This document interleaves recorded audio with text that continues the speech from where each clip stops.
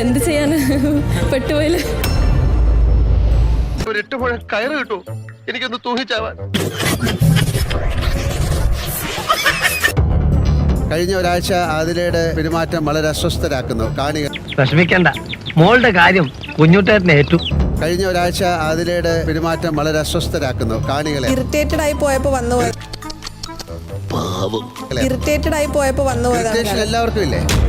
ഇനി നിന്നെ പറ്റി ഇങ്ങനെ വല്ലതും കേട്ടാൽ അടിച്ച് നിന്റെ കാലിന്റെ മുട്ടി ഞാൻ ഒടിക്കും. വ്യക്തിവിരോധമുള്ള പോലെയൊക്കെ എനിക്ക് തോന്നിയിട്ടുണ്ട്.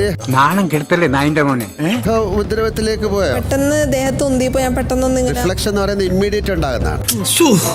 എന്നെ ഇതോട് കുത്തി കൊല്ലും. അത് കുറച്ച് ദിവസം കഴിഞ്ഞുണ്ടാകേണ്ടതല്ല.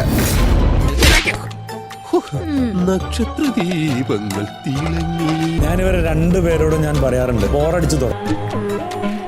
നീ ഇതിന് കൂട്ടിക്കൊന്ന് ഞാൻ കരുതിയില്ല. യൂട്യൂബിലോനപ്പോഴും ഞാൻ പറയാറുണ്ട്, ബോറടിച്ചു തുടങ്ങി. ആ വാക്കാണ് കറക്റ്റ്. നൂറ, ഇതാണോ ശരിക്കും ആതിരയുടെ സ്വഭാവം? അപ്പൊ നൂറ എങ്ങനെ സഹിക്കുന്നു?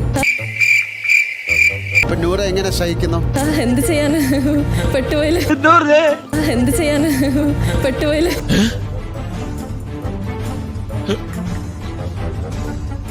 എന്ത് ചെയ്യാന്, പെട്ടുപോയില്ല. ഒരു 8 മുഴം കയറ് കിട്ടൂ, എനിക്കൊന്ന് തൂങ്ങിച്ചാവാൻ.